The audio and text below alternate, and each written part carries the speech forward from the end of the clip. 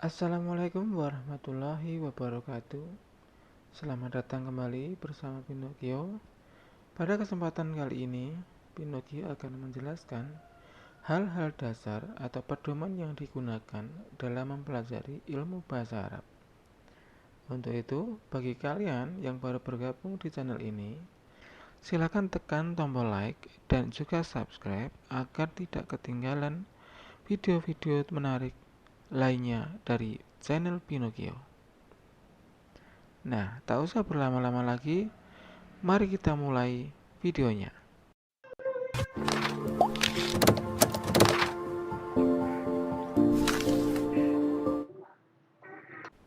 Nah, jadi ketika kita belajar bahasa Arab, tentu ada hal-hal yang perlu kita ketahui.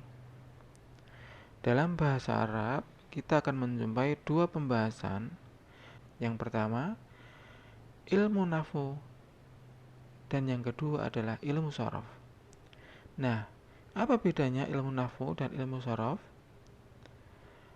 Kalau ilmu nahwu adalah ilmu yang mempelajari tentang perubahan harokat di akhir kalimat atau di akhir kata. Jadi, dia hanya membahas tentang harokat akhirnya saja. Itu namanya ilmu nahwu. Seperti contoh misalnya, kata Muhammad akan berubah menjadi Muhammadan, Muhammadun, Muhammadin, dan lain sebagainya. Nah, perubahan inilah yang dipelajari dalam ilmu nahwu. Kemudian yang kedua adalah ilmu shorof. Jadi ilmu shorof itu adalah ilmu yang mempelajari tentang perubahan bentuk kalimat atau bentuk kata. Jadi dia mempelajari tentang struktur kata, perubahan bentuk kata. Sedangkan nahwu mempelajari perubahan di akhirnya saja. Nah, contoh di sini misalnya kata zoroba akan berubah menjadi zuriba, yadribu, zoribun, madrubun, dorban, dorbatan, dan lain sebagainya. Nah, perubahan ini semua kita akan tahu di ilmu shorof. Ya, kita akan tahu pembahasannya di ilmu shorof. Jadi, secara garis besar, ilmu bahasa Arab itu ada dua pembahasan. Ada dua pembahasan yang sah, yakni ilmu nahwu dan ilmu shorof. Nah, kemudian untuk penyusunan narasi atau penyusunan kalimat dalam bahasa Arab itu dibagi menjadi tiga bagian. Yang pertama, al-harfu, huruf. Kemudian yang kedua, al-kalimah. Jadi huruf yang menyusun al-kalimah atau yang menyusun kata. Dan yang ketiga, jumlatul mufidah atau kalimat sempurna. Jadi kata yang menyusun al-jumlah atau yang menyusun kalimat. Nah, perhatikan di sini, pertama al-harfu, huruf. Dan yang kedua huruful ma'ani atau huruf-huruf yang punya makna atau yang punya arti. Jadi dalam bahasa Arab huruf itu dibagi menjadi dua bagian. Yang pertama al-hurufu hijaiyah atau huruf-huruf hijaiyah seperti yang kita kenal alif, ba, ta, sa, jim, dan seterusnya. Kemudian yang kedua huruful ma'ani atau huruf-huruf yang mempunyai makna.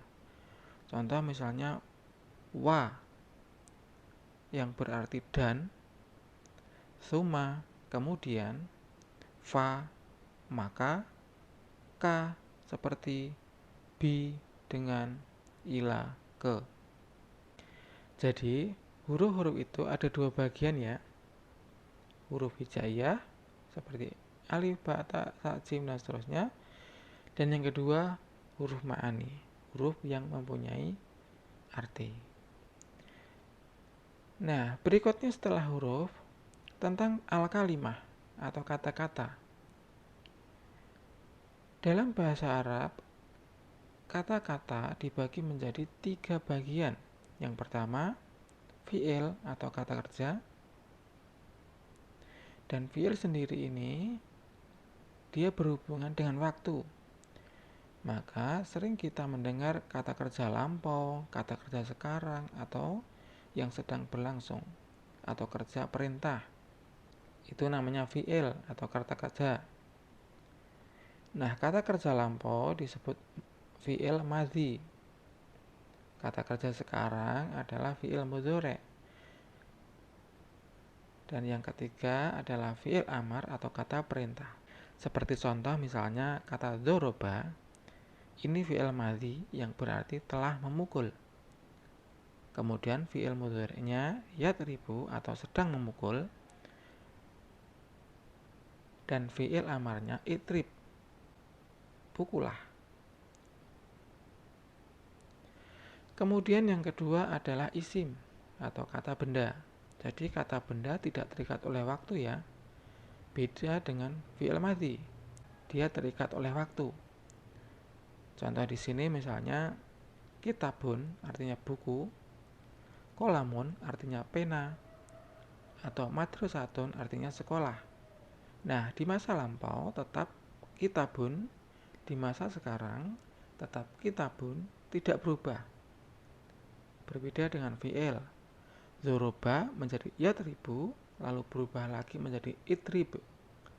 Nah, perhatikan susunan kalimatnya. Dia akan berubah sesuai dengan waktu yang digunakan. Kemudian yang ketiga adalah harfun. Nah, tadi kita sudah bahas ya.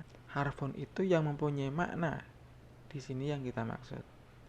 Misalkan wa artinya dan, summa kemudian, fa maka, ka seperti, dan bi artinya dengan.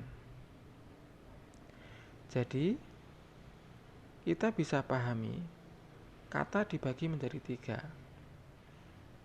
Fi'il, kemudian isim, lalu dan yang ketiga huruf. Kemudian yang terakhir al-jumlatul mufidah atau kalimat sempurna. Nah, al-jumlatul mufidah ini adalah gabungan antara fi'il, isim, dan juga huruf. Maka jadilah sebuah jumlatul mufidah. Jadi jumlatul mufidah bisa diartikan secara sederhana adalah kalimat yang sempurna. Contoh jumlatul mufidah di sini misalkan dzahaba Muhammad ila suq. Dzahaba adalah fi'il madhi atau kata kerja yang berarti telah pergi. Muhammad adalah isim. Di sini adalah isim fa'il. Ila adalah huruf artinya ke. Kemudian suq adalah isim artinya pasar. Nah, isim sendiri akan dibagi menjadi beberapa bagian yang nantinya insya Allah akan kami jelaskan pada video-video berikutnya. Ada isim Allah, isim makan, dan sebagainya. Nah, perhatikan kalimat ini. Susunannya ada kata kerja, isim, dan huruf. Maka bisa dikatakan ini adalah sebuah jumlatul mufidah atau kalimat sempurna. Nah, ini adalah gambaran umum. Gambaran umum belajar bahasa Arab. Nah, demikian ya video belajar kali ini. Sampai ketemu di video belajar berikutnya. Sebab itu jangan lupa subscribe, like agar tidak ketinggalan pembelajaran-pembelajaran berikutnya. Demikian, semoga video ini bermanfaat. Wassalamualaikum warahmatullahi wabarakatuh.